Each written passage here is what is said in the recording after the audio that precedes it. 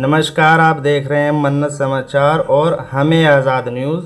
हम आज एक युवा साथी के साथ बैठे हैं जिससे हम गुफ्तगू बातचीत करेंगे आपस में कि युवाओं में किस तरह की भावना है, किस तरह का आगे समाज चलने वाला है और जो हिंदू मुस्लिम का जो भाईचारे में आपस में इत्तेफाक़ें चल रही है उनको कैसे दूर किया जा सकता है।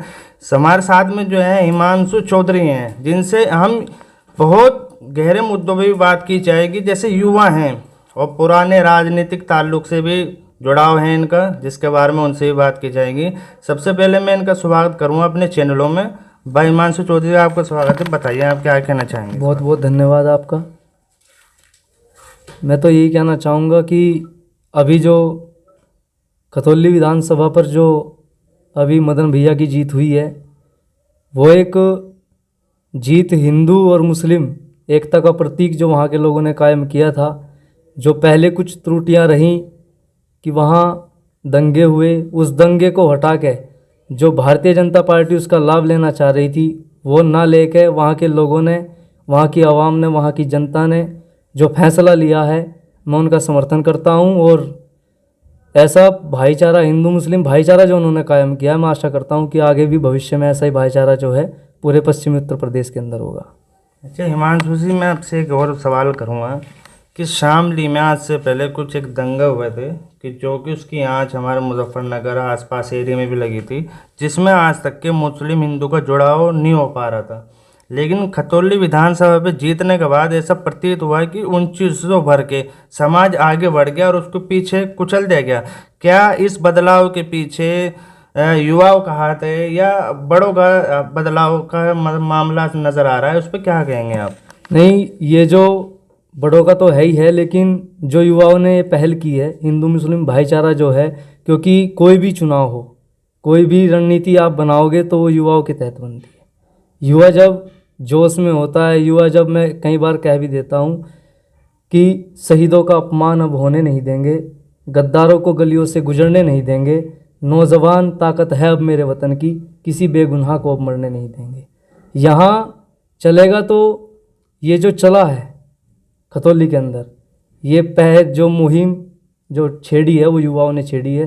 मैं इसका तहे दिल से धन्यवाद करता हूँ खतौली की जनता का और युवाओं का, जिन्होंने इस चुनाव को ऐसा माहौल जो भारतीय जनता पार्टी ने बनाया था कि हिंदू मुस्लिम हो जाए, दंगों का जिक्र चलता रहा, लेकिन जो भाईचारा मजबूत खतौली के अंदर युवाओं ने किया है वो बड़ा ही प्रशंसनीय है। और मैं सबका एक बार फिर मैं कह रहा हूँ कि बड़ा अभिनंदन करता हूँ कि उन्होंने मुजफ्फरनगर के अंदर जो दंगे से बाद अब जो भाईचारा कायम हुआ वो खतौली विधानसभा पे देखने को मिला है।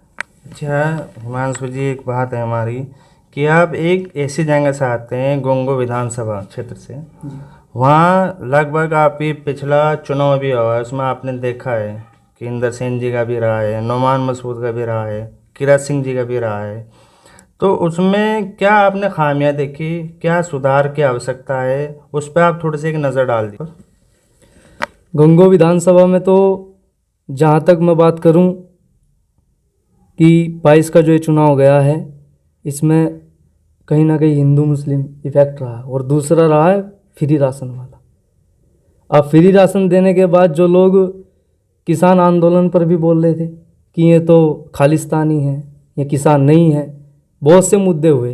लेकिन मैं पूछना चाहता हूँ आज उन लोगों से, आज जीएसटी लागू पूर्ण तरीके से जो कार्य चला है, जीएसटी कानून का जो लोग अधिकारी छापे मार रहे हैं, आज मैं पूछना चाहता हूँ उन्हीं लालाओं से, उन्हीं व्यापारियों से मैं पूछना चाह रहा हूँ क्यों तो शटर बंद कर रहे हैं और क्यों भारतीय जनता पार्टी का विरोध कर रहे हैं। या तो तब विरोध करना चाहिए था, तब किसानों का मुद्दा था, तब उन्होंने कहा कि ये किसान नहीं है, खालिस्तानी है, कुछ चंद पार्टियों के गिरोदार बैठे हैं। लेकिन अब मैं पूछना चाहता हूँ, जीएसटी लगते ही आप गंगों में भी अभी चले जाओगे, अंदर बाज़ार में घूम लेना, बड़ी बड़ी दुकानों के भी शटर बंद मिलेंगे। इधर किसी भी साइड आप किसी भी शहर में चले जाओ, सब जगह यही हाल है।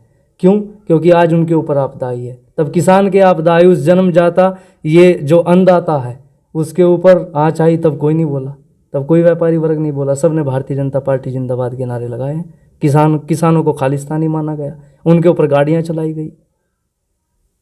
अच्छा जैसे मान लीजिए अब नगर निकाय चुनाव चल रहे हैं, हाल ही में डेट आने वाली है और आगे का इलेक्शन जो 2024 के इलेक्शन की भी तैयारियां चल रही हैं, तो उसमें युवाओं को क्या अहम रोल रहने वाला है, और जैसे आप एक युवा हैं, आपकी क्या सोच रखते हैं इस बारे में?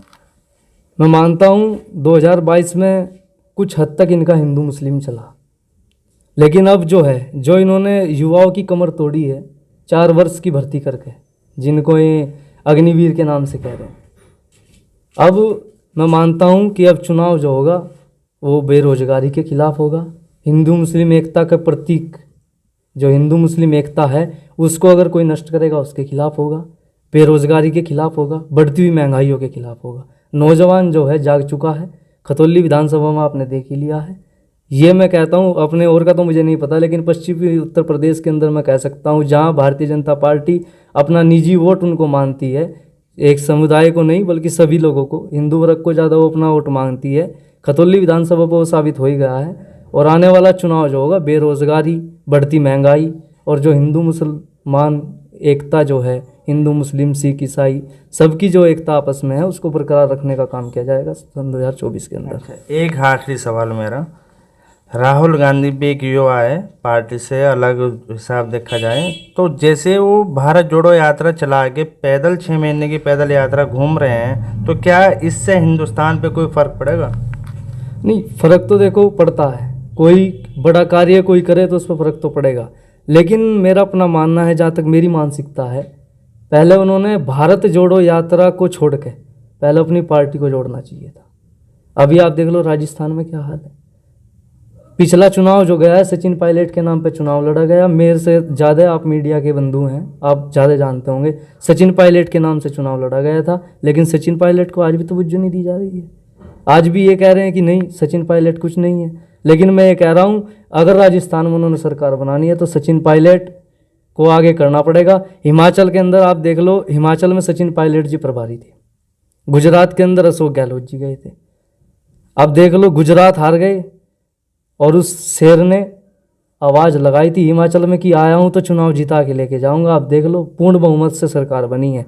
आज मैं मानता हूँ, अगर राहुल गांधी को तो कह सकता हूँ कि चलो संरक्षक हैं, पार्टी के कार्यकर्ता हैं, कर रहे हैं काम, सचिन पायलट भी हैं, लेकिन आज के टाइम में अगर सच्चाई ये है कि कांग्रेस पार्टी में अगर आज कोई एक उभरता हुआ चेहरा है तो सचिन पायलट है। अगर ये सचिन पायलट के नाम पे चुनाव लड़ते हैं तो निश्चित रूप से उनको आगे करते हैं, तो मैं मानता हूँ कि बड़ा इफेक्ट 2024 के चुनाव में इसको पड़ेगा।